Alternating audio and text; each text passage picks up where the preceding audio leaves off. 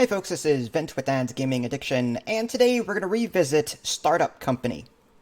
So this is a game that you can find on Steam for about 13 bucks, and I have covered this game before. However, the game just recently left early access, and I wanted to introduce it to those of you that are new to this and have never heard of it before.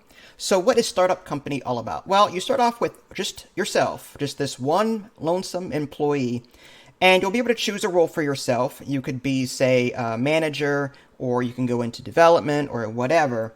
And then you're going to build a company from scratch. There are a number of different companies to choose from whenever you first start your game. In fact, they added a couple right before launch. I think I saw a dating company and a gaming company. Before that, it was like a media company and some other ones. So you can pick and choose what company you want. You can choose your company logo, you can choose your name, your company name, your personal name, and so on. Once you get all that done, the tutorial will say, okay, this is what you need to do in order to, get to this point, and then it'll just keep guiding you from step to step to step. And that's necessary. There's a campaign and there's a custom mode. Even in the custom mode, there is a scripted, you must do this, then do this, then do this, then do this. The reason being, you're going to be losing money for like the first 2 or 3 hours that you play this. You're just not going to be able to make any money. The reason why there are scripted events is so that you can be rewarded money with everything that you're doing and everything that you're accomplishing. So if you're like me and you get discouraged and you look at your balance sheet and go, well, I'm losing all this money. I just started playing this game. What am I doing wrong? Don't fret. It's supposed to be that way. You're not actually going to make money until you actually research text ads and then start assigning text ad slots so that you can start making money. So let's back up a bit and just briefly show you what everything's all about. On the very top middle of the screen, there are time controls. You can see the time of day, how many research points you have, and how much money you have. You can click on the money to open up your balance sheet. You've got things like office rent to worry about. I've got some extras like a retirement plan, free beverages, free gym membership. These will make people happy. Hosting, rent, hosting power bill, hosting bandwidth, any license expenses, marketing campaigns. And then off to the right in green is how much money I'm making through ads that I have, whether they be text ads or video ads, whatever. In the very beginning of the game, you're not going to have any, and then you'll slowly unlock these revenue options. On the right-hand side, you can create a separate website. So you can have multiple websites, but you're going to be sticking with the one for quite a while. What you're seeing here on the right, there are a number of different numbers here. There's global position, there's server usage, potential users reach. These are important. You want to keep your server usage below 100%. That means that people are trying to access your web page but can't because there's not enough bandwidth and all that jazz. Potential users reach, you want to keep that below 100% so that you can continuously get more people onto your website. Otherwise, things will start to suffer. You can see your current milestone. It's sort of like your quest. In case you're wondering, this is the only way I can get the recording software to record the game. I had to do a display capture as opposed to a window or game capture in OBS. It's unfortunate, but it's just some games just aren't OBS friendly, and this is what I had to do. Anyway, so on the very bottom middle of the screen is various things. There's a purchase item menu here. You can lay down objects. Now, these are only the objects that you've unlocked thus far will show here. Show all, then there's desks, furniture, equipment, decorations. Again, not all of these are available from the start. You have to research them. Speaking of research, there's human resources. These are all the different roles that are available, people that you can hire. So you can hire managers, HR managers, recruiters, outsourcing executives, sales executive, lead developers, researchers, designers, and all these different things. Production, this is where these some of your people will actually create modules. What are modules? Well, people in your office will create modules so that you can do various things. So, for example, if I open up my website to the right, and I go to the Features tab, and I go to one of my features, the landing page, and I go to upgrade it, you'll see that there's 4 modules here: UI component, backend component, blueprint component, and graphics component. If I want to upgrade this, or upgrade it in the efficiency side of it, I would need these various modules. So I know there's a lot of menus here and a lot of tabs, but suffice it to say, your employees will create modules, and you can spend those modules to do various things in your company, whether they be to improve your website, to add more server space, that kind of thing. And different employees will do different things. The graphics designer, for example, will create these modules, and these are beginner modules. If you want them to create intermediate modules, you have to first research intermediate modules and then train them and upgrade them from a beginner to an intermediate employee. The more they're upgraded, the faster they process things. Under the stats tab, these employees, you can see their mood. This one's quite grumpy. I can pay a bonus to give that 100% immediately. You can see their demands: small retirement plan, coffee machine, whiteboard, 7-hour workday, what their speed bonus is. You can send them on vacation for so many days to help their mood, that kind of thing. And then you've got this over here. I believe that's the developer. This thing will create different kinds of modules, as you can see. So there is a queue that you would normally be able to queue these things up, but I have a manager managing him. A manager, which is what I chose my person to be when I first created my playthrough, a manager allows you to automatically automate employees. So when you have employees on the floor, you can toggle them on or off, and I can have up to 8 out of 8 employees. I also get a speed bonus, 52% bonus per employee if it's being managed by a manager. And basically, I can set production plans as a manager. So I can say I want at least 50 of this module, or 50 of this module, or 50 of this module. You get the idea. So you're setting preset goals. I want you to create this. And with a manager, you don't have to sit there and manage a queue. So as long as you have a manager assigned to them, they'll just automatically create these things with accordance to the plan that you created. So yeah, there's that. There is a researcher. This guy will just passively generate research points, and again, the research points are in the upper right-hand corner. And you'll be spending research here in order to unlock new things, whether they be designer kits, so that you can unlock new module types, office stuff, benefits pack, wall pack, furniture packs, features. These are things that you can add to your website, things like text ads, sharing functionality, offline content, profile page, subscriptions, banner ads, video ads, ad block, stuff like that. So you can add these features to your website. If you click on your website, go to features. I've got room for 3 features right now. I can upgrade my framework, which is another thing you can research, in order to expand on how many features you can have at any one time.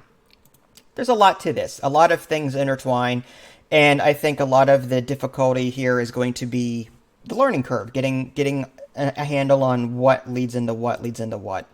Hosting, you can host your own servers, or you can pay to rent some. I'll get to that in a minute. Next is your finance screen. I've already showed you that. There's also a transactions tab and a loans tab, so you can take out loans as you need to. Inventory, these are all the different modules that you have and your production plans that you have going. Employees, this is just a quick look at all my employees. The company and benefits, you can enable various retirement plans and other bonuses here, assuming you've got them unlocked. Competitors, I really don't interact with these guys directly, but you can watch yourself grow on this chart if you want. Outsourcing, that's not something I've seen yet, but if you want to see a lot more, go check out my prior playthrough of this. My save file did not carry over, so I had like 50 plus employees. There's a city map, and you'll be able to grow beyond your current building. So there's an office here. This is $1 million, $180,000 a month in rent, 160 maximum workstations if you want to do that. So you can buy better offices that hold more people. I had I want to say 100, 150, at least 10 per department, 10 per type, and I was killing it. But again, my save file didn't carry over, unfortunately, so I had to start over. So yeah, that's the gist of that. Let's go ahead and show you what hosting looks like. There's a button next to your map down here. Click on that, and it brings up your little storage area. Now, there are upgradable buildings for this too. So once you run out of room here, you can buy more space, but it's more expensive. You can buy better racks or unlock better racks. The way these work, you put down either a rack or a fan. If everything's overheating, then you want to put a fan down. But you would put down a small rack, and once you do that, you click on it, you add device, and you can click either web small cache server, or small database server. And what you choose here, how you organize this is up to you. I try to keep all my webs together, all my caches together, all of my database ones together. It's up to you. You do what you want. You can duplicate them if you want. And in order to know what you need, look on the very bottom. There's a flashing red exclamation point. Web server 800, cache 1000, database 900. Well, basically, look at your weakest link. That's what you need to upgrade. So a web server. I'm going to go ahead and add a web server to this. Are you sure? Yes. Now, it's not activated yet. You have to click on it and go to configure. And look, I have to spend modules that the system administrator is creating in order to configure this, and now it's active. Now my web server down here is at 1000, and now database is at the lowest possible, is the lowest number out of the three of them. Now, why am I doing this? Well, again, server usage is a figure on the right-hand side of the screen.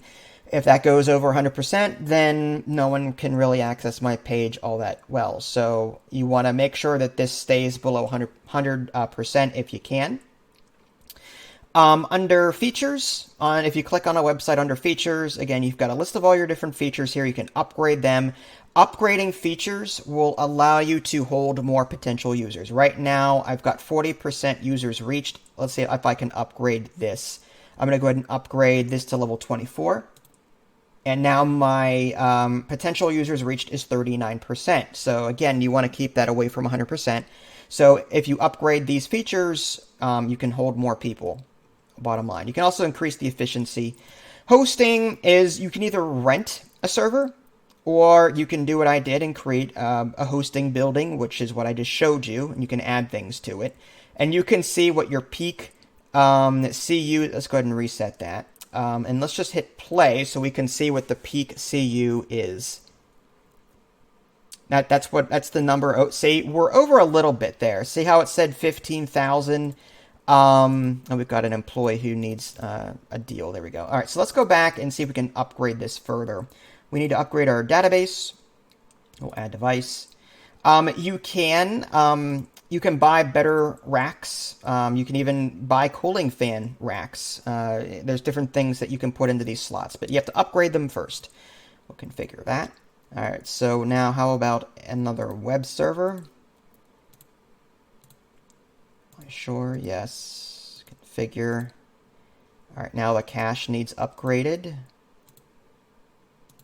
And if there's an overheating problem, it'll flash yellow at you. There's a little green solid tone on the left of these servers, and if they start flashing at you, then that means they're either not configured or it's too hot. Whenever you see them, or take a look at this green indicator there. If that turns yellow, then that means it's too hot and it won't work as well. Let's take a look at our server usage now under hosting. My total CU is 16,800. Let's go ahead and reset this and see what the current peak CU is. So it's just a matter, I'm just going to fast forward time here and see what we get. As long as it doesn't go over 16,000, I'm happy. All right, 15. Okay, so that's good for right now anyway. And it's not like you can just go ahead and just continuously add more servers here.